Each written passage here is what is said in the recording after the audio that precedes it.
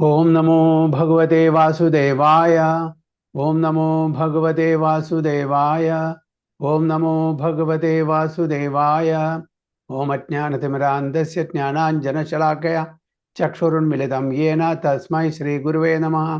श्रीचैतन्यमनोभीष्टं स्थापितं येन भूतले स्वयं रूप कदा मह्यं ददाति स्वपदान्तिकं वन्देऽहं श्रीगुरुं श्रीयुतपदकमलं श्रीगुरुं वैष्णवांश्च श्रीरूपं साग्रजातं सगण रघुनाथान्वितं तं सजीवं साद्वैतं सावधूतं परिजनसहितं कृष्णचैतन्यदेवं श्रीराधा कृष्णपादान् सगण ललिता शिविशाखान्वितं श्याम।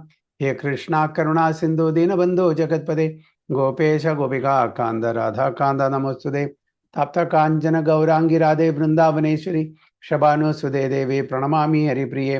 वाञ्छाकल्पतरुभ्यश्च कृपा सिन्धुभ्यः च पतितानां पावनेभ्यो वैष्णवेभ्यो नमो नमः। नमः ओं विष्णुपादाय कृष्णपृष्ठाय भूतले श्रीमते भक्तिवेदांत स्वामिनिधि नामिने नमस्ते सारस्वती देवे गौरवाणी प्रचारिणे निर्विशेष शून्यवादी पाश्चात्य देश तारिणे। जय श्री कृष्ण चैतन्य प्रभु नित्यानंद श्री अद्वैत गदाधर शिवासादि गौर भक्त वृंद। हरे कृष्ण कृष्ण कृष्ण हरे हरे, हरे राम राम राम हरे हरे। वैराग्य विद्या निज भक्ति योगा शिक्षार्थमेक पुरुष पुराण। श्री कृष्ण चैतन्य शरीरधारी कृपाम्बुदीर्घस्तमहं प्रपद्ये। पंचतत्वात्मकं कृष्णं भक्तरूपा स्वरूपकं भक्तावतारं भक्ताख्यं नमामि भक्तशक्तिकं। जय जय श्री चैतन्य जय नित्यानंद जय अद्वैत चंद्र जय गौर भक्त वृंद। जय जय श्री चैतन्य जय नित्यानंद जय अद्वैत चंद्र जय गौर भक्त वृंदा। जय जय श्री चैतन्य जय नित्यानंद जय अद्वैत चंद्र जय गौर भक्त वृंदा। गुरुवे गौरचंद्राय राधिकाय तदालय कृष्णाय कृष्ण भक्ताय तद्भक्ताय नमो नमः। हरे कृष्ण हरि ओम तत्सत। ചൈതന്യ ചരിതാമൃത മധ്യലീല 11ാമത്തെ അധ്യായം ആണ് ഇന്ന് തുടങ്ങുന്നത്. അപ്പോൾ ഇതൊരു ബ്രീഫ് സമ്മറിയാണ് ഈ അധ്യായത്തിൻ്റെ. ജസ്റ്റ് ഞാൻ വായിക്കുന്നുള്ളൂ, പിന്നെ ടെക്സ്റ്റിൽ നമ്മൾ എക്സ്പ്ലെയിൻ ചെയ്യാം. ശ്രീല ഭക്തി വിനോദ് ഠാക്കൂറിൻ്റെ അമൃത പ്രവാഹ ഭാഷയിൽ നിന്നെടുത്താണ്. ശ്രീല ഭക്തി Vinod Thakur summarizes the 11th chapter in his Amrita Pravaha Bhashya. When Sarvabhauma Bhattacharya tried his best to arrange a meeting between Sri Chaitanya Mahaprabhu and King Prataprudra, the Lord flatly denied his request. At this time, Sri Ramananda Rai returned from his governmental post, and he praised King Prataprudra highly in Lord Chaitanya's presence. Because of this, the Lord became a little soft. The king also made promises to Sarvabhauma Bhattacharya, who hinted how the king might meet the Lord. During Anavasara, while Lord Jagannatha was resting for 15 days, Sri Chaitanya Mahaprabhu, being unable to see Lord Jagannatha, went to Alalanath. Later, when the devotees from Bengal came to see him, he returned to Jagannath Puri. While Advaita Acharya and the other devotees were coming to Jagannath Puri, Swarup Damodar and Govinda, Sri Chaitanya Mahaprabhu's two personal assistants, went to receive all the devotees with garlands. From the roof of his palace, King Prataprudra could see all the devotees arriving. Gopinath Acharya stood on the roof with the king and, following Sarvabhauma Bhattacharya's instruction, identified each and every devotee. The king discussed the devotees with Gopinath Acharya, and he mentioned that the devotees were accepting prasadam without observing the regulatory principles governing pilgrimages. They accepted prasadam without having shaved, and they neglected to fast in a holy place. After Sarvabhauma Bhattacharya had explained to the king why the devotees had apparently violated the scriptural injunction for visiting a place of pilgrimage, the king arranged residential quarters for all the devotees, and so to their prasadam, Sri Chaitanya Mahaprabhu talked very happily with Vasudeva Datta and other devotees. Haridas Thakur also came, and due to his humble and submissive attitude, Sri Chaitanya Mahaprabhu gave him a nice solitary place near the temple. After this, the Lord began performing Sankirtana, dividing all the devotees into 4 groups. After Sankirtana, all the devotees left for their residential quarters. So text 1, അതി ഉദ്ദണ്ഡം താണ്ഡവം ഗൗരചന്ദ്രാം കുർവൻ ഭക്തൈ ശ്രീ ജഗന്നാഥ ഗേഹേ നാനാഭാവാലങ്കൃത കൃതാംഗസ്വധാംനാം ചക്രേ വിശ്വം പ്രേമ വന്യ നിമഗ്നം. ഹരേ Krishna.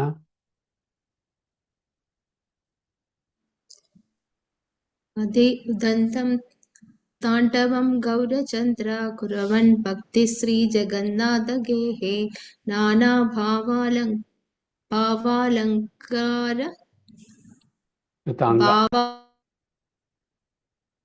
അലങ്കൃതാംഗ.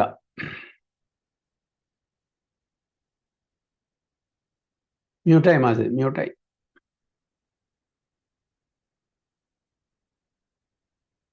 നിഷമാതാജി മ്യൂട്ടാണ്.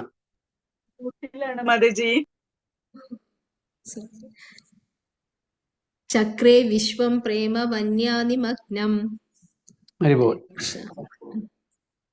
Sri Chaitanya Mahaprabhu merged the entire world into the ocean of ecstatic love by performing his beautiful dances within the temple of Jagannatha. He danced exquisitely and jumped high.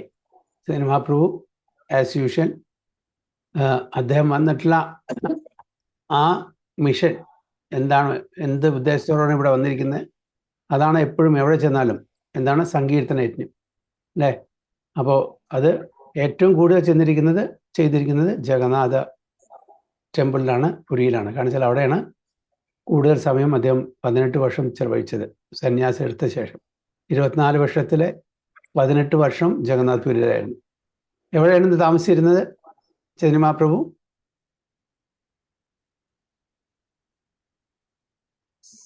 Jagannath പുരിയിലെ ആരുടെ വീട്ടില് എവിടെയായിരുന്നു താമസിച്ചിരുന്നത്?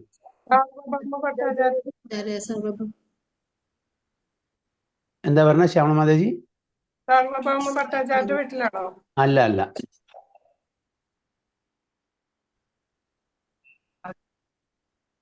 മറന്നോ? Kashi Mishra. Okay, അതെവിടെയാണ് ആ വീട്? ഏത് സ്ഥലത്താണ്? എന്താ സ്ഥലത്തിന്റെ പേര്?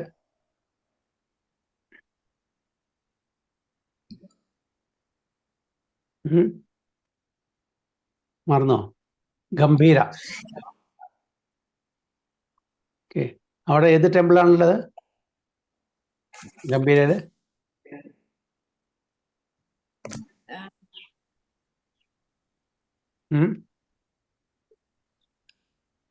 ചോട്ടാ ഗോപിനാഥ്. അതിന്റെ എന്താണ് സിഗ്നിഫിക്കൻസ്? മഹാപ്രഭു സിഗ്നിഫിക്കൻസ് എന്താ? മഹാപ്രഭു ആ ഡീറ്റെയില് ലയിച്ചതാണ്. യെസ്, അതെ.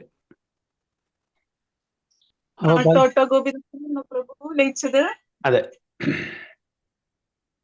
അതിന്റെ ഉള്ളിലേക്ക്, അമരത്തിലേക്ക് ഉള്ളിൽ പോയി ഡിസപ്പിയർ ആയി, പിന്നെ കണ്ടിട്ടില്ല. തോട്ടഗോപിനാഥിൽ ആദ്യം നീ പറഞ്ഞ പിന്നെ ഗദാധർ ഇങ്ങനെ കുരഞ്ഞ രൂപത്തില് കണ്ടിട്ട് അവിടെ കാണാൻ പോയിരുന്നു പ്രഭു ആ ടെമ്പിള്. അപ്പൊ അതാണ് ചൈതന്യ മഹാപ്രഭു എവിടെ പോയാലും പ്രധാനപ്പെട്ട കാര്യം എന്താ ചെയ്യാ? യുഗധർമ്മം, സങ്കീർത്തനം അല്ലേ, അതാണ് ചെയ്യുക. അപ്പൊ he merged the entire world into the ocean of ecstatic love by performing beautiful dances within the temple of Jagannatha. He danced exquisitely and jumped high. ഭയങ്കര ആവേശത്തോടുകൂടി എൻത്യൂസിസ്റ്റിക് ആയിട്ട് മഹാപ്രഭു എപ്പോഴും ഡാൻസ് ചെയ്യും, അതേപോലെ സങ്കീർത്തനം ചെയ്യും, എല്ലാവരെയും ആകർഷിക്കുന്ന വിധത്തിൽ. ജയ ജയ ശ്രീ ചൈതന്യ ജയ നിത്യാനന്ദ ജയ അദ്വൈത ചന്ദ്ര ജയ ഗൗരഭക്ത വൃന്ദ. കൃഷ്ണദാസ് കവിരാജ് ഗോസ്വാമി അപ്പോൾ അവരെ സ്തുതി പാടുകയാണ് ചെയ്യുന്നത്. ജയ ജയ ശ്രീ ചൈതന്യ ജയ നിത്യാനന്ദ ജയ അദ്വൈത ചന്ദ്ര ജയ ഗൗരഭക്ത വൃന്ദ. അപ്പോൾ all glories to Chaitanya Mahaprabhu, all glories to Nityananda Prabhu, Advaita, all glories to Advaita Prabhu, and all glories to Gaura Bhakta Vrinda. Chaitanya Mahaprabhuവിന്റെ ഭക്ത വൃന്ദങ്ങൾ എല്ലാവർക്കും.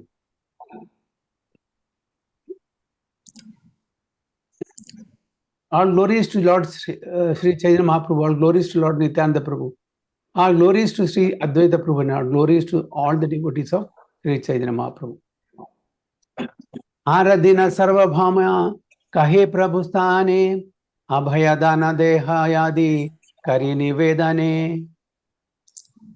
ആരാധിന സർവഭൗമ കാഹേ പ്രഭുസ്ഥാനെ അഭയദാന ദേഹായാദി കാരി നിവേദനെ. The next day, Sarvabhauma Bhattacharya requested Lord Sri Chaitanya Mahaprabhu to give him permission to submit a statement without fear. അതിനുശേഷം പിന്നീട് എന്താണ് പറഞ്ഞത്? എനിക്കൊരു കാര്യം പറയാനുണ്ട്, അതിന് സമ്മതം തരണം, ഈ കാര്യം അവതരിപ്പിക്കാൻ. പേടിയില്ലാണ്ട്, without fear, a statement without fear. കാരണം വെച്ചാൽ പേടിയുണ്ട്, എങ്ങനെയാണ് അതിൻ്റെ റിയാക്ഷൻ വരാമെന്നറിയില്ല. അതുകൊണ്ട് ആദ്യം തന്നെ ഒരു ആൻറ്റിസിപ്പേറ്ററി ബെയിൽ എടുക്കുകയാണ്, പെർമിഷൻ ചോദിക്കുകയാണ്. പ്രഭു കഹേ കഹാ തുമി നഹി കിച്ചു ഭയ യോഗ്യ ഹൈലെ കരീബ അയോഗ്യ ഹൈലെ നായ. പ്രഭു കഹേ കഹാ തുമി നഹി കിച്ചു ഭയ യോഗ്യ ഹൈലെ കരീബ അയോഗ്യ ഹൈലെ നായ. Chaitanya Mahaprabhu പറഞ്ഞു, the Lord gave the Bhattacharya assurance that he could speak without fear, but added that if his statement were suitable, he would accept it, and if it were not, he would reject it. തീർച്ചയായും പറഞ്ഞോളൂ, ഭയമില്ലാണ്ട് പറഞ്ഞോളൂ. ആ statement എന്താണ് പറയുന്നത്, അത് suitable ആണെങ്കിൽ ഞാനത് സ്വീകരിക്കും, അല്ലെങ്കിൽ അതിനെ തിരസ്കരിക്കും, റിജക്ട് ചെയ്യും എന്നാണ് പറയുന്നത്. സർവഭൗമ കഹേ യെ പ്രതാപരുദ്രരായാം ഉത്കണ്ഠഹാനാചേ ത്വമാമൂലി ഭാരേ ഛായ. സർവഭൗമ കഹേ യി പ്രതാപരുദ്രരായ ഉത്കണ്ഠഹാഞ്ചേ ത്വമാമിലാഭാരേ ഛായ. Sarvabhauma Bhattacharya said, there is a king named Pratap Rudra Raya. He is very anxious to meet you and he wants your permission.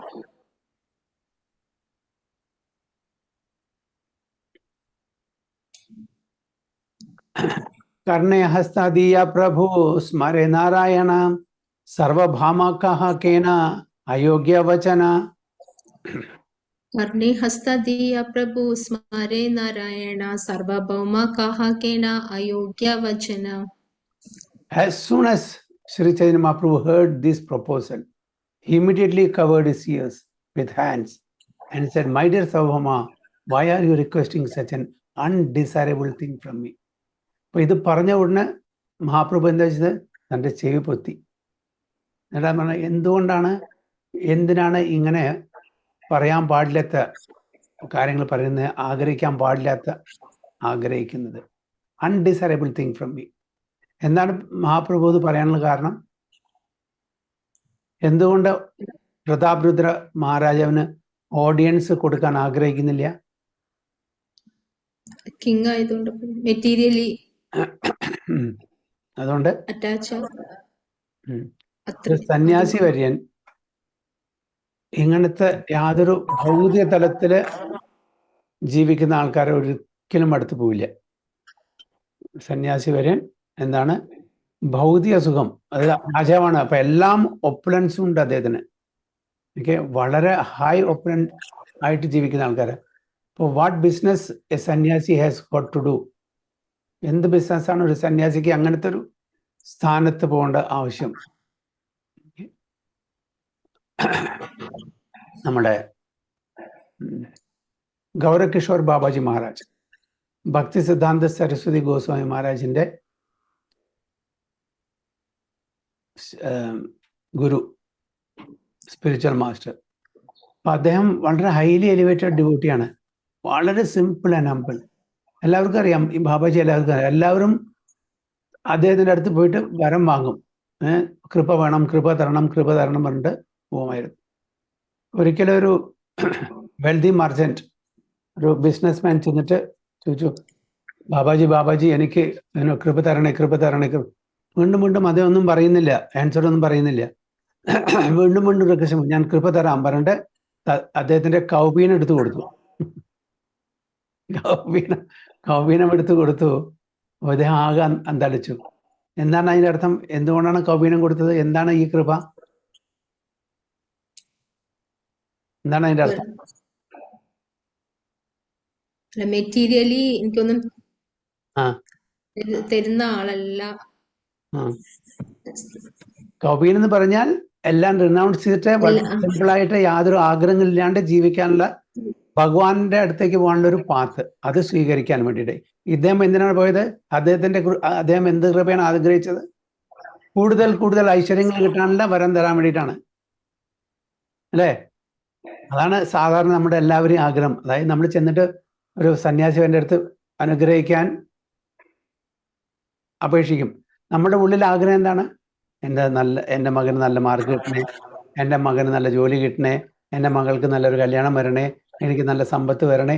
ഇതാണ് ആഗ്രഹം. ഈ ആഗ്രഹം വെച്ചിട്ടാണ് നമ്മൾ പോകുന്നത്. സന്യാസി വരാൻ അവിടെ ഷോപ്പ് തുറന്നു വെച്ചിട്ടില്ല. ഈ നമ്മളുടെ ഭൗതിക ആഗ്രഹങ്ങൾ സഫലീകരിക്കാൻ വേണ്ടിയിട്ട്, പൂർത്തീകരിക്കാൻ വേണ്ടിയിട്ട്. അദ്ദേഹം എന്താ ആഗ്രഹം തരാ? എന്ത് ബ്ലെസ്സിങ്സ് തരാ?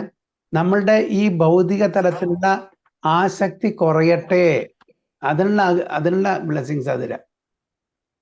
ഭഗവാനുള്ള പ്രീതി കൂടട്ടെ. ഭഗവാനുള്ള പ്രീതി കൂടണമെങ്കിൽ നമ്മുടെ ഭൗതിക ആസക്തി കുറയണം, അതിനോട് ഡിറ്റാച്ച്മെന്റ് വരണം.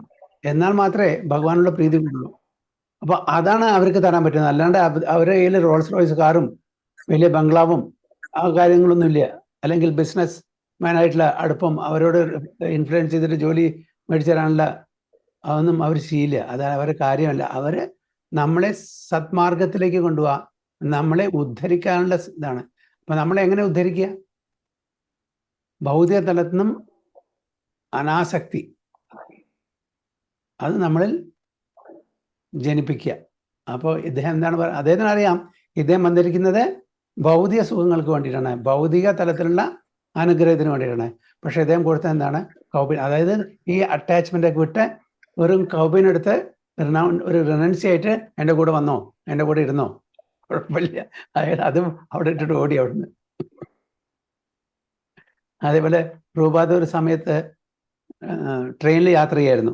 അദ്ദേഹത്തിൻ്റെ കൂടെ വൈറ്റ് എലിഫൻസ് ഉണ്ടായിരുന്നു. വൈറ്റ് എലിഫൻറ്റ് പറഞ്ഞാൽ foreign body disciples, Europeans and Americans. അവരെ പ്രഭുപാദ വൈറ്റ് എലിഫൻസ് വിളിക്കുക. അപ്പോൾ അവരെല്ലാം കൂടി ബ്രഹ്മചാരികളും എല്ലാവരും ഉണ്ടായിരുന്നു കൂടെ. അപ്പോൾ ബോഗിയിൽ വെറും കുറേ ആൾക്കാരുണ്ടായിരുന്നു, പ്രഭുപാദ് ഉണ്ടായിരുന്നു. അപ്പോൾ ഇത് ഒരു സാധു ആണെന്ന് മനസ്സിലാക്കിയിട്ട് ഒരു ഇന്ത്യൻ അദ്ദേഹത്തിൻ്റെ അടുത്ത് വന്നിട്ട് പറഞ്ഞു, സ്വാമിജി എന്നെ അനുഗ്രഹിക്കണം. അപ്പോൾ അദ്ദേഹത്തിനെ നോക്കി അടിമുടി നോക്കിയിട്ട് പറഞ്ഞു, ഞാൻ അനുഗ്രഹിക്കാം, ഇവിടെ ഇരിക്കുന്നത് കണ്ടില്ലേ, ഇവരെല്ലാം എൻ്റെ ശിഷ്യന്മാരാണ്, അതുപോലെ ഒരാളായിട്ട് തീരാൻ വേണ്ടി ഞാൻ അനുഗ്രഹിക്കാം, ഓക്കെയാണോ വെച്ചു. അവിടുന്ന് കയ്യും കുപ്പിയിട്ട് ഓടി.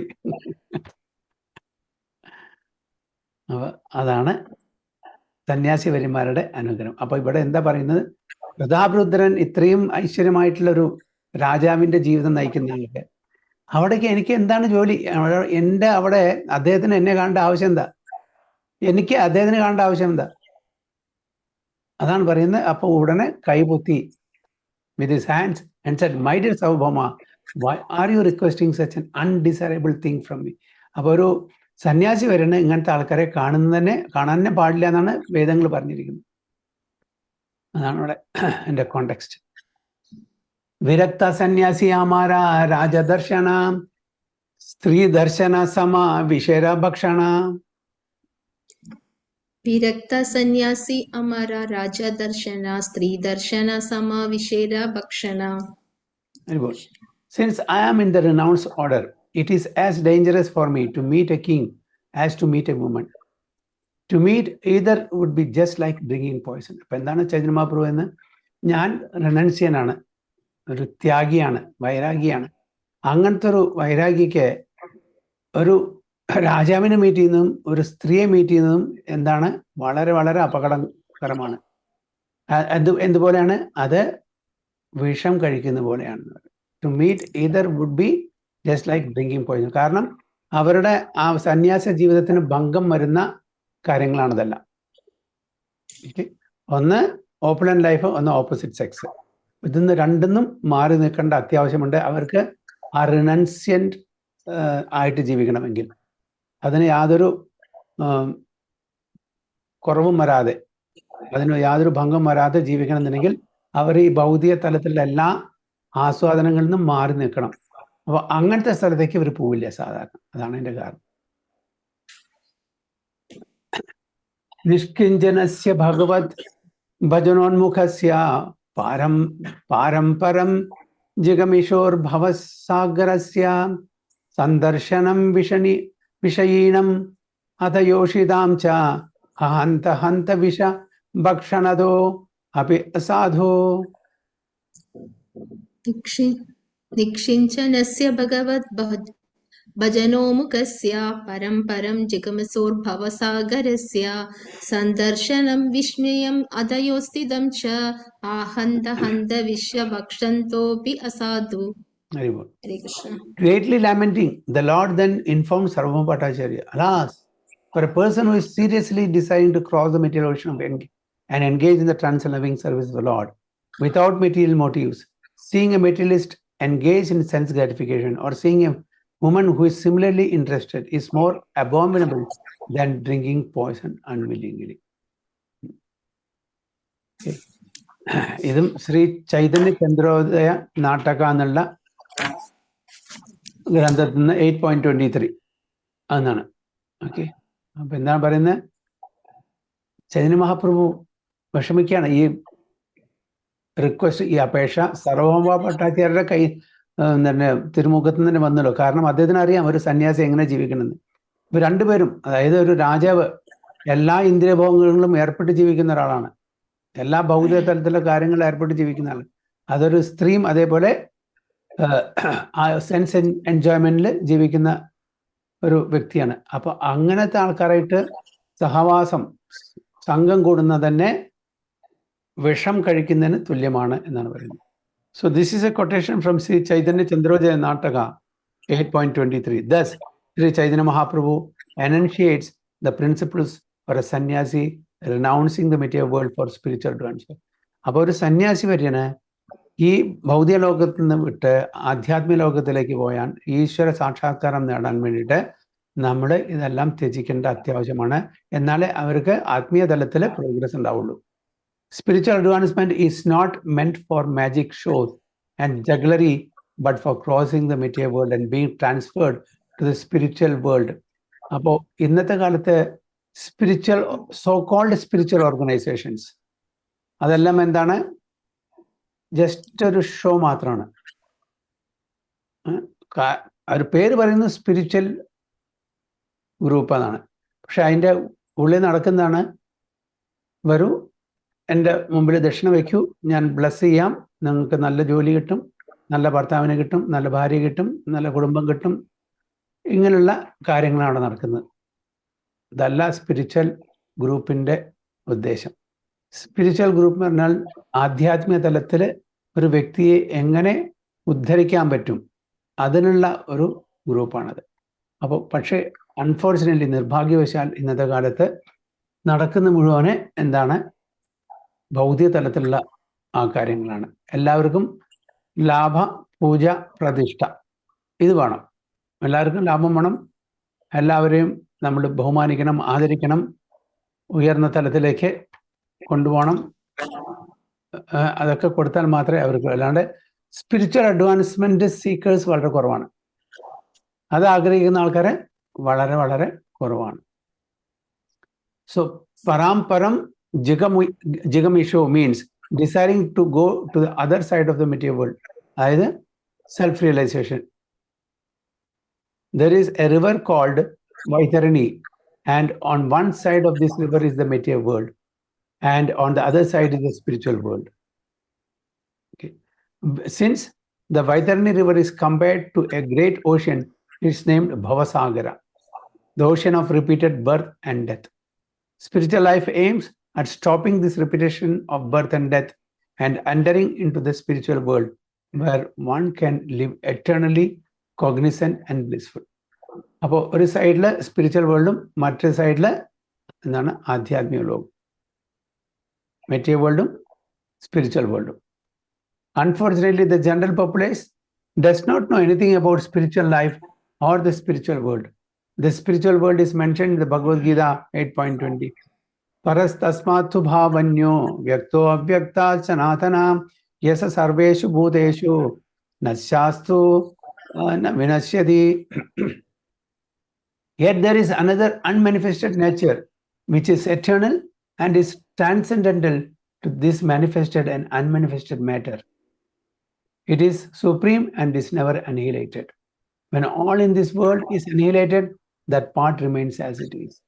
ഇപ്പോൾ ഭഗവത്ഗീത 8.20 ഭഗവാൻ പറയുന്നു അർജുനോട്, yet there is another unmanifested nature. എന്താണ് അതിൻ്റെ അർത്ഥം? അപ്രകടമാകുന്ന ഒരു സ്ഥലമുണ്ട്, നേച്ചർ. ഓക്കെ, എന്താണ് അങ്ങനെ അൺമാനിഫെസ്റ്റഡ്? മാനിഫെസ്റ്റഡ് അല്ലേ അത്?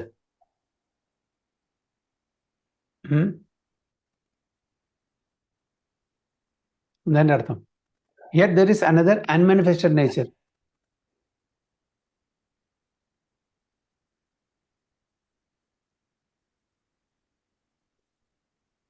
മലയാളത്തിൽ ഉണ്ടോ ആരെങ്കിലും? എന്താണ് അതിൽ എഴുതിയിരിക്കുന്നത്?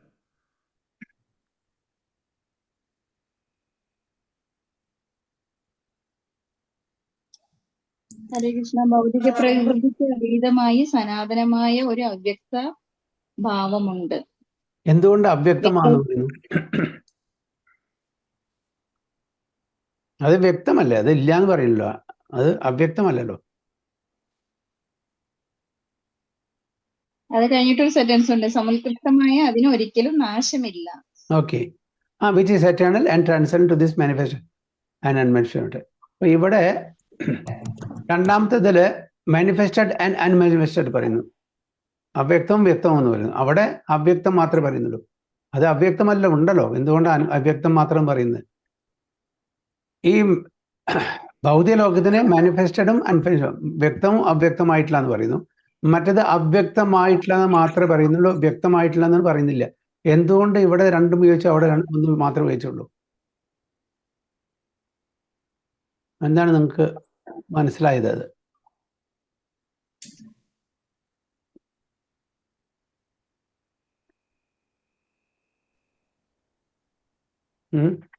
അതെ, മറ്റേത് അവ്യക്തമായിട്ടുള്ളത് ഗോലോകത്തിലെത്താൻ ബുദ്ധിമുട്ടല്ലേ? ഗോലോകത്തെയാണോ പ്രഭു ഉദ്ദേശിക്കണേ? ആധ്യാത്മിക ലോകത്ത്. പരതസ്മാത് സ്വഭാവന്യോ. എല്ലാതും വ്യക്തമാണ് ഗോലോകത്ത്. പിന്നെ അതെന്താ അവ്യക്തം എന്ന് പറയും? പിന്നെ വ്യക്തമാണെങ്കിൽ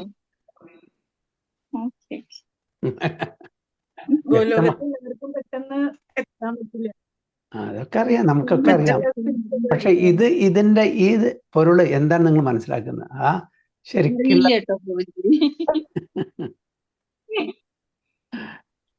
എന്തുകൊണ്ട് അവ്യക്തം പറഞ്ഞത്? നമ്മളുടെ വിഷന് അവ്യക്തമാണത്. നമ്മളുടെ മാംസചക്ഷു കൊണ്ട് അതിനെ കാണാൻ പറ്റില്ല. നമുക്ക് അൺമാനിഫെസ്റ്റ് ആണ്. It doesn't mean that it is not manifested. നമ്മളുടെ കാഴ്ച, ഈ ഭൗതിക ചക്ഷു കൊണ്ട് നമുക്ക് അതിനെ കാണാൻ പറ്റുമോ? ഇല്ല. അതുകൊണ്ട് unmanifested to our eyes. Sun is covered by the clouds.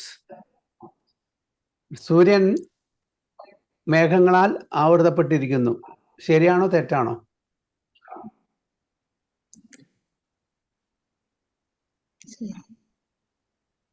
Hari, you tell me. Sun is covered by clouds. Is it a right statement or a wrong statement? Why you said both?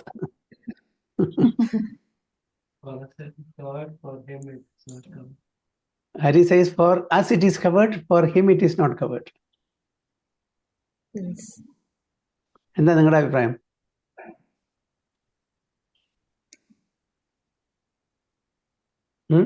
Sun is covered by the clouds. നമ്മുടെ കണ്ണുകൾക്ക് അത് yes, right. Cover ചെയ്തിട്ട് നമ്മളുടെ വിഷനെ cover ചെയ്യുന്ന, നമ്മളുടെ വിഷനാണ് clouds cover ചെയ്യുന്നത്. സണ്ണിനെ ക്ലൗഡ്സിനെ cover ചെയ്യാൻ പറ്റില്ല. Our vision of the sun is covered by the cloud, not the sun is covered by the cloud. അല്ലേ? അതല്ല എൻ്റെ ശരി. am I right? So here it is always there, eternal. Next പറയുന്നത് which is eternal and transcendental. ദിവ്യമാണ്, അത് ശാശ്വതമാണ്. പക്ഷേ അത് നമുക്ക് unmanifest ആയത് കാരണം നമ്മളുടെ മാംസചക്ഷു കൊണ്ട്, നമ്മളുടെ ഇന്ദ്രിയങ്ങളെ കൊണ്ട് അത് പെർസീവ് ചെയ്യാൻ പറ്റില്ല, കാണാൻ പറ്റില്ല. അപ്പൊ അതേ സമയത്ത് അതിന് നെക്സ്റ്റ് നോക്കൂ. that is transferred to this material manifested and unmanifested. അവിടെ എന്താ രണ്ടും ഉപയോഗിക്കാൻ കാരണം? This material world is manifested and unmanifested matter. എന്താണ് രണ്ടും ഉപയോഗിക്കാൻ കാരണം?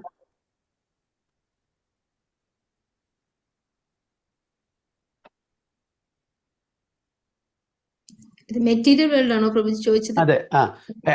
In contrast to what we have said, ഇപ്പൊ നമ്മൾ നേരത്തെ പറഞ്ഞത് ആധ്യാത്മിക ലോകത്തിനെ പറ്റി, അതിന്റെ കോൺട്രാസ്റ്റ് ആയിട്ട് material world manifested and unmanifested matter, അതെങ്ങനെ നമ്മൾ മനസ്സിലാക്കും?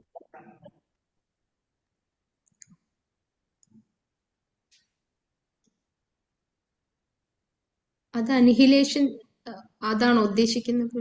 എല്ലാം പോവും പിന്നെയും തിരിച്ചും പിന്നെ എല്ലാതും. അതന്നെ, അത് നമുക്ക് കാണാൻ പറ്റുന്നതാണ്. അത് മാനിഫെസ്റ്റ് ആണ്. കുറച്ച് കഴിഞ്ഞാൽ അതിനെ അത് അൺമാനിഫെസ്റ്റഡ് ആവും. മാനിഫെസ്റ്റേഷൻ ജഗത് വിപരിവർത്തതേ, അത് മാനിഫെസ്റ്റഡ് ആണ്, നമ്മുടെ കണ്ണിന് മുമ്പിൽ കാണും. അത് കഴിഞ്ഞാൽ അത് നശിക്കും, ഭഗവാനിലേക്ക് പോവും, വീണ്ടും പ്രകടമാവും, വ്യക്തമാവും, അവ്യക്തമാവും, വ്യക്തമാവും, അവ്യക്തമാവും. അത് നമുക്ക് കാണാം. നമുക്കറിയാം, ഇവിടെ കാണുന്നില്ലേ ഈ നേച്ചർ, ഈ പ്രകൃതി നമുക്ക് കാണാൻ പറ്റും. പക്ഷെ ഇതിന്റെ നാശം കഴിഞ്ഞു കഴിഞ്ഞാൽ സൃഷ്ടി സ്ഥിതി സംഹാരം ഭഗവാൻ ചെയ്യുന്നതാണത് അല്ലേ? സൃഷ്ടി ഭഗവാന്റെയാണ്, സ്ഥിതി ഭഗവാന്റെയാണ്, സംഹാരം ഭഗവാന്റെയാണ്. അപ്പൊ മൂന്നും ഭഗവാൻ തന്നെ ചെയ്യുന്നത്. അപ്പോൾ സൃഷ്ടി കഴിഞ്ഞാൽ അതിനെ സ്ഥിതി മെയിൻ്റെനൻസ് വേണം, അത് കഴിഞ്ഞാൽ സംഹാരം, അതാണ് അൺമാനിഫെസ്റ്റേഷൻ. സൃഷ്ടി മാനിഫെസ്റ്റേഷൻ. അപ്പൊ ഇത് രണ്ടും നമുക്ക് ഇവിടെ ഭൗതിക ലോകത്ത് നടക്കുന്നതാണ്. അതുകൊണ്ടാണ് ഈ ഭൗതിക ലോകം സൃഷ്ടി ചെയ്യപ്പെടുന്നു, കുറച്ചു കാലം സ്ഥിതി ചെയ്യപ്പെടുന്നു, അതിനുശേഷം സംഹാരം ചെയ്യപ്പെടുന്നു. അപ്പോൾ മാനിഫെസ്റ്റേഷൻ വ്യക്തമാകുന്നു, അൺമാനിഫെസ്റ്റേഷൻ അവ്യക്തമാകുന്നു. ക്ലിയർ ആയോ? അപ്പൊ ഗോലോകത്ത് അത് ഓൾറെഡി ഉള്ളത്, അത് ഒരിക്കലും അനിഹിലേറ്റ് ചെയ്യപ്പെടുന്നില്ല. അതുകൊണ്ട് ഇല്ല, ഒരിക്കലും നശിക്കപ്പെടുന്നില്ല. അത് എറ്റേണലി പ്രസന്റ് ആണ്. അതുകൊണ്ടാണ് അൺമാനിഫെസ്റ്റഡ് എന്ന് ആദ്യം പറഞ്ഞത്. അല്ല, അൺമാനിഫെസ്റ്റഡ് പറയാൻ കാരണം നമ്മളുടെ ദൃഷ്ടിക്ക് കാണാൻ പറ്റാത്തതുകൊണ്ട്. It is always manifested. നമുക്കത് അൺമാനിഫെസ്റ്റഡ്, കാരണം നമുക്കത് പെർസീവ് ചെയ്യാൻ പറ്റില്ല, നമ്മളുടെ ഇന്ദ്രിയം കൊണ്ട് പെർസീവ് ചെയ്യാം. It's always there. It is permanent and it is transcendental. But to our eyes it is not visible. ആണ് അർത്ഥം. Okay. So when all the world is annihilated, that part remains as it is. അപ്പൊ ഈ ഭൗതിക പ്രപഞ്ചം എല്ലാം നശിച്ചു, പക്ഷെ അത് ഒരിക്കലും നശിക്കുന്നില്ല. അത് എപ്പോഴും എവർ എക്സിസ്റ്റിംഗ് ആണ്, എറ്റേണൽ ആണ്. ഇതാണ് ഭഗവാൻ ഭഗവത്ഗീതയിൽ പറയുന്നത്. അപ്പോൾ നമ്മൾ ഇത് ജസ്റ്റ് വായിച്ചു പോയാൽ മാത്രം പോരാ, അതിൻ്റെ എന്താണ് അതിൻ്റെ കണ്ടന്റ് എന്താണ് നമ്മൾ മനസ്സിലാക്കണം. എന്താണ് ഭഗവാൻ ഉദ്ദേശിക്കുന്നത് മനസ്സിലാക്കിയില്ലെങ്കിൽ കാര്യമില്ല. പറയും, നമ്മൾ കേൾക്കുന്നുണ്ട് അവ്യക്തം, വ്യക്തം കേൾക്കുന്നുണ്ട്, മാനിഫെസ്റ്റേഷൻ അൺമാനിഫെസ്റ്റേഷൻ കേൾക്കുന്നുണ്ട്. പക്ഷെ എന്താണ് ഭഗവാൻ നമ്മളോട് പറഞ്ഞു തരാൻ ആഗ്രഹിക്കുന്നത്, അതിന്റെ പൊരുൾ നമ്മൾ മനസ്സിലാക്കണം. So there is a spiritual nature beyond this material world, and that spiritual nature exists eternally. ആധ്യാത്മിക ലോകം, അവിടെ മാനിഫെസ്റ്റേഷൻ അൺമാനിഫെസ്റ്റേഷൻ നടക്കുന്നില്ല, എറ്റേണലി എക്സിസ്റ്റന്റ് ആണ്. ഒരു തുടക്കമില്ല, അവസാനമില്ല. ഭൗതിക ലോകത്തിന് തുടക്കമുണ്ട്, മധ്യമുണ്ട്, അന്ത്യമുണ്ട്. തുടക്കത്തിൽ സൃഷ്ടിക്കപ്പെടുന്നു, മധ്യത്തിൽ മെയിൻറ്റെയിൻ ചെയ്യപ്പെടുന്നു, ആൻഡ് അന്ത്യത്തിൽ അതിനെ ഇല്ലാതാക്കുന്നു. പക്ഷേ ആധ്യാത്മിക ലോകം പറഞ്ഞാൽ there is no beginning, there is no middle, there is no end, it is ever existing. So spiritual advancement means stopping at material activities and entering into spiritual activities. അതാണ് spiritual advancement എന്ന totally detaching ourselves from material activities. Totally. Shopping in the sense, നമ്മൾ ഭൗതിക ലോകത്ത് ജീവിക്കുന്ന സമയത്ത്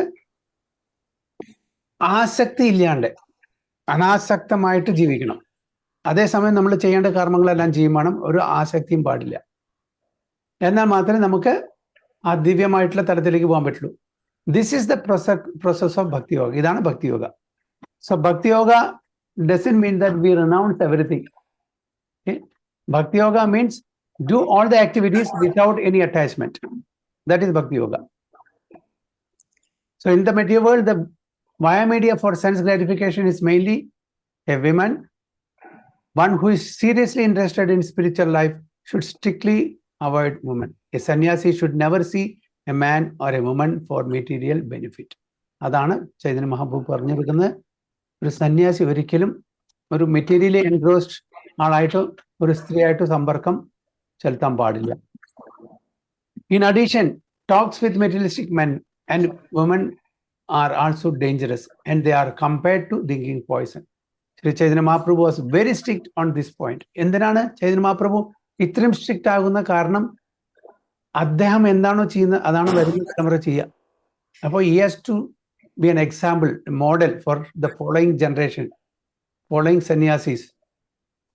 So mingling with the opposite sex, especially in the renounced order life, വൈരാഗികൾക്ക് സന്യാസിമാർക്ക് freely mingling should be very very careful. അങ്ങനെയാണ് പല ഫോൾ ഡൗൺസും സംഭവിച്ചിരിക്കുന്നത്.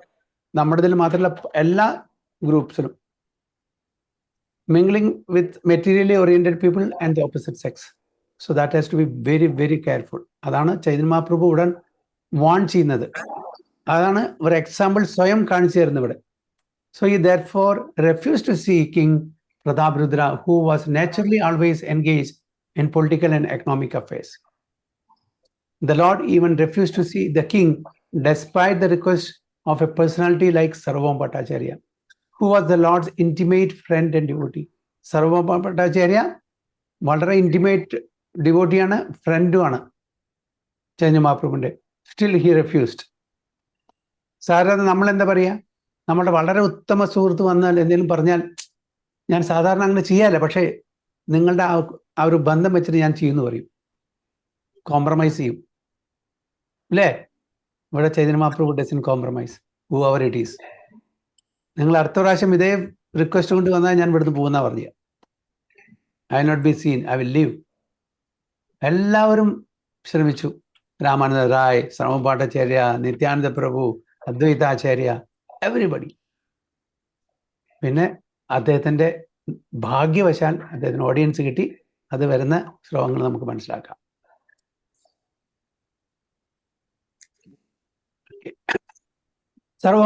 സർവഭാമ കഹേ സത്യതോമാര വചന, ജഗന്നാഥ സേവക രാജ കിന്ദു ഭക്തോത്തമ. सार्वभौम कहे सत्य तुम्हारा वचना, जगन्नाथ सेवक राजा किंतु भक्तोत्तमा. Krishna. Sarvabhauma Bhattacharya replied, "My dear Lord, what you have said is correct, but this king is not an ordinary king. He is a great devotee and servant of Lord Jagannatha." Sarvabhauma Bhattacharya justification കൊണ്ടുവരാണ്, justify ചെയ്യാൻ നോക്കാണ് തൻ്റെ സ്റ്റേറ്റ്മെന്റിനെ. എന്നാണ് പറയുന്നത്, my dear Lord, അങ്ങ് പറഞ്ഞത് തീർച്ചയായിട്ടും ശരിയാണ്, പക്ഷേ ഈ രാജാവ് അങ്ങ് വിചാരിക്കുന്ന പോലെ ഒരു സാധാരണ രാജാവല്ല. Is a great devotee and a servant of lord Jagannath. അദ്ദേഹം ഒരു ഭക്തനുമാണ്, കൂടാതെ ജഗന്നാഥിന്റെ ഒരു സേവകനുമാണ് എന്ന് പറയും. അപ്പോൾ അദ്ദേഹത്തിനെ ഒരു സാധാരണ രാജാവായിട്ട്, അതായത് ഓപ്പുലന്റ് ഐശ്വര്യമായിട്ട് ജീവിക്കുന്ന, മറ്റ് ഭൗതിക ഭോഗങ്ങൾ ആസ്വദിക്കുന്ന ഒരാളായിട്ട് രാജാവായിട്ട് കാണരുത് എന്നാണ് ഇവിടെ അഭ്യർത്ഥന. പ്രഭു കഹേ തഥാപി രാജ കാല സർപ്പാകര, കാഷ്ടനാരി സ്പർശയായിച്ചേ ഉപജേ വികാര. प्रभु कहे तत्पदी राजा काला सर्पाकारा, कष्टा नारी स्पर्शे याचे उपाजे विकारा. This is also very strong statement. Chaitanya Mahaprabhu അതിന് മറുപടി എന്താ പറയുന്നത് അറിയോ? Sri Chaitanya Mahaprabhu said, although it is correct that a king is a great devotee, he is still to be considered a venomous snake. അത് ഞാൻ സമ്മതിക്കുന്നു, ഈ രാജാവ് പറഞ്ഞ രാജാവ് നല്ലൊരു ഭക്തനാണ്, but still he is still to be considered a venomous snake. ഒരു വിഷം ഉള്ള ഒരു പാമ്പായിട്ട് കാണണം. Similarly, even though women made of wood, നമ്മൾ മാനിക്കനൊക്കെ കണ്ടിട്ടില്ലേ ഷോപ്സില്, ഡ്രസ്സൊക്കെ പ്രസന്റ് ചെയ്യാൻ വേണ്ടിയിട്ടില്ലേ, വുഡൻ ഡോൾസ്. ഇവിടെ പറയുന്നത് even though human be made of wood, ആ ഒരു മരം കൊണ്ടുണ്ടായിരിക്കുന്ന ഒരു പ്രതിമ ആയിക്കോട്ടെ, one becomes agitated simply by touching her form എന്നാണ്. അത്രയും സ്ട്രോങ് സ്റ്റേറ്റ്മെന്റ് ആണ് ചൈതന്യ മഹാപ്രഭു പറയുന്നത്. Sri Chanakya Pandita has stated in his moral instruction, Tyaja Durjana Samsargam Bhaja Sadhu Samagamam. This means that one has to abandon the association of materialistic people and associate with spiritually advanced people. However qualified a materialist may be, he is no better than a venomous serpent. Everyone knows that a snake is dangerous and poisonous. And when its hood is decorated with jewels, it is no less poisonous or dangerous. Chanakya പണ്ഡിതൻ എന്താ പറയുന്നത്? അതായത് ആരാണോ ഭൗതിക തലത്തിൽ നിന്നും വിട്ടിട്ട് ആധ്യാത്മിക തലത്തിലേക്ക് ഉയർന്നു വരാൻ ആഗ്രഹിക്കുന്നത്, അവരെ മെറ്റീരിയലി ഓറിയന്റഡ് ആൾക്കാരായിട്ടുള്ള ആ സംഘം വിടണം. ഓക്കെ, അത് ആരായിക്കോട്ടെ, റിച്ച് പേഴ്സൺ, വിമൻ, അങ്ങനെ ഏത് തലത്തിലുള്ള ഭൗതിക ആസ്വാദനം ചെയ്യുന്ന ആൾക്കാരായിക്കോട്ടെ, അവരുടെ കമ്പനി വിടണം. ഓക്കെ, അപ്പോൾ അതിന് ഉദാഹരണം പറയുന്നത്, ഒരു പാമ്പിന്റെ തലയ്ക്ക് മീതെ ഒരുപാട് വില മതിപ്പുള്ള ജ്വൽസ്, ഓക്കെ, അതായത് രത്നങ്ങൾ പതിപ്പിച്ചിട്ടുള്ള ഒരു ഇതാണ്. അതുകൊണ്ട് ആ പാമ്പ് ലെസ് പോയ്സൺ ആവുമോ? അതിൻ്റെ വിഷം ഇല്ലാതിരിക്കുമോ? അതിൻ്റെ തലയ്ക്ക് മീതെ ഒരുപാട് ജ്വൽസ്, രത്നങ്ങൾ പതിപ്പിച്ചിട്ടുണ്ട്, അതുകൊണ്ട് അതിൻ്റെ വിഷം ഇല്ലാതെ ഇരിക്കുമോ എന്നാണ് ചോദിക്കുന്നത്. Chanakya പണ്ഡിതന്റെ വാക്കാണത്. However qualified a materialist may be, he is no better than a snake decorated with jewels. അപ്പോൾ അങ്ങനത്തെ ഒരു ഭൗതികവാദി ഒരു പാമ്പിന് സമാനമാണ്. എങ്ങനെ? തൻ്റെ തലയിൽ രത്നങ്ങൾ പതിപ്പിച്ചിട്ടുള്ള ഒരു പാമ്പിനെ പോലെ, പക്ഷേ വിഷം അപ്പോഴും ഉണ്ടായിരിക്കും. One should therefore be careful in dealing with such materialists, just as one would be careful in dealing with a bejeweled serpent. Even though a woman be made of wood or stone, she becomes attractive when decorated. One becomes sexually agitated even by touching the palm. Therefore, one should not trust his mind, which is so fickle that it can give away to enemies at any moment. The mind is always accompanied by 6 enemies. Okay, നമ്മുടെ മനസ്സ് എപ്പോഴും ഈ 6 ശത്രുക്കൾ ഉണ്ടായിരിക്കും: കാമ, ക്രോധ, ലോഭ, മോഹ, മത, മാത്സര്യം. Okay, thus that is lust, anger, intoxication, illusion, envy, and fear. Although the mind may be merged in spiritual consciousness, one should always be very careful in dealing with it, just as one is careful in dealing with a snake. നമുക്ക് പലർക്കും അറിയാവുന്ന ഒരുപാട് examples ഇതിലുണ്ട്. Okay, ആധ്യാത്മിക തലത്തിൽ പോകുന്ന ആൾക്കാരെന്നെ ഇങ്ങനത്തെ ചില പ്രശ്നങ്ങളിൽ പെട്ട് കിടക്കുന്ന ആൾക്കാരുണ്ട്, അല്ലേ? ഇതെല്ലാം എല്ലാവർക്കും അറിയാം.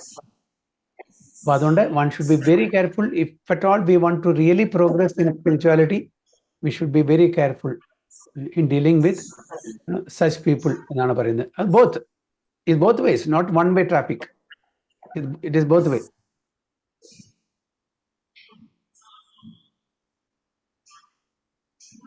So one should never think that his mind is trained and that he can do whatever he likes. One interested in spiritual life should always engage his mind in the service of the Lord, so that enemies of the mind who always accompany the mind will be receptive. അപ്പോൾ എന്താണ് ഇവിടെ നമ്മൾ മനസ്സിലാക്കേണ്ടത് വെച്ചാൽ, 3 തരത്തിലുള്ള ഡിവോട്ടീസിന് 3 categories: കനിഷ്ഠ, മധ്യമ and ഉത്തമ. ഇതിൽ ഫോൾ ഡൗൺ ആവുന്നത് ആരാണ്? കനിഷ്ഠാധികാരികളാണ്. മധ്യമാധികാരികളും ഉത്തമാധികാരിയും വിടില്ല. കാരണം ഉത്തമാധികാരികൾക്ക് ഒട്ടുമില്ല, അവര് സുഖദേവ് ഗോസ്വാമി പോലെയാണ്. എന്താണ് സുഖദേവ് ഗോസ്വാമിയുടെ ഞാൻ പറയാൻ കാരണം?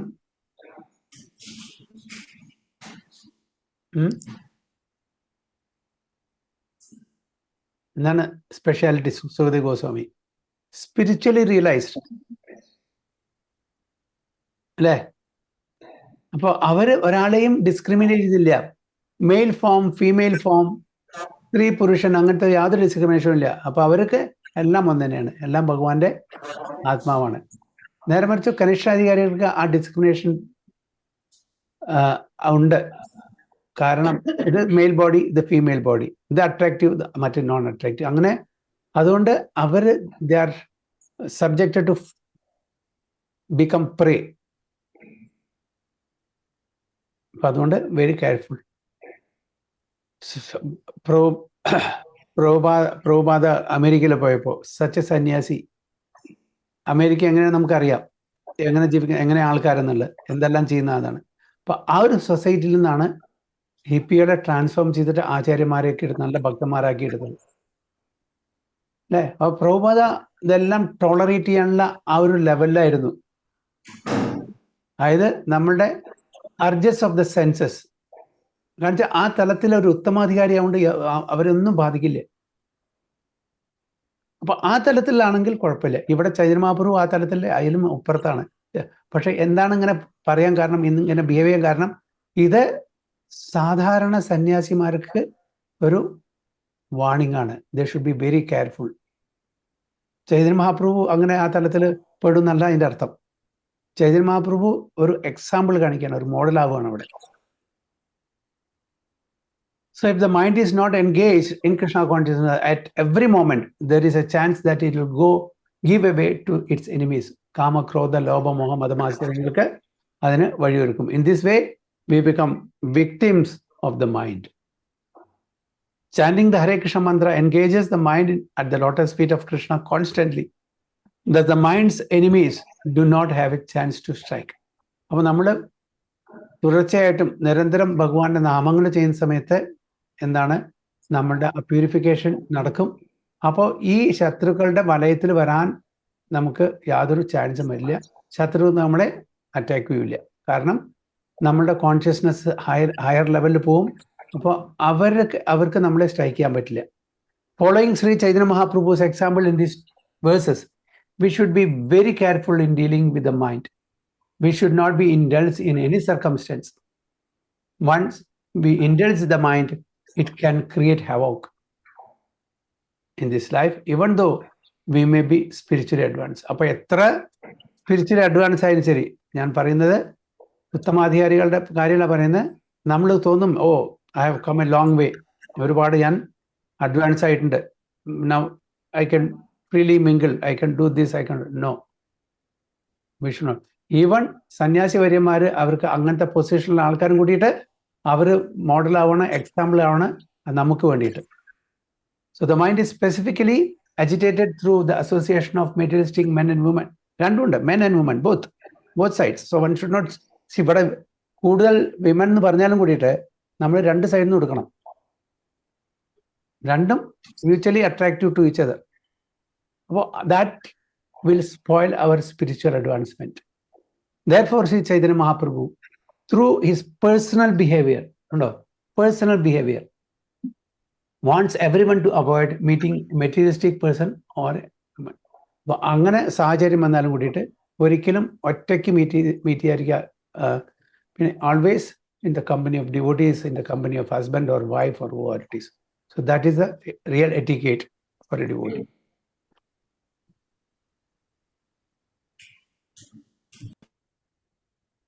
Okay, Hare Krishna. So text 11. Artha class. Okay, Hare Krishna. Vancha kalpatarubhescha kripa sindhubhyevacha patitanam pavanebhyo vaishnavebhyo namo. Ananta kodi vaishnavati ki jai, Srila Prabhupada ki jai, Guru Maharaj ki jai. Go Premanande.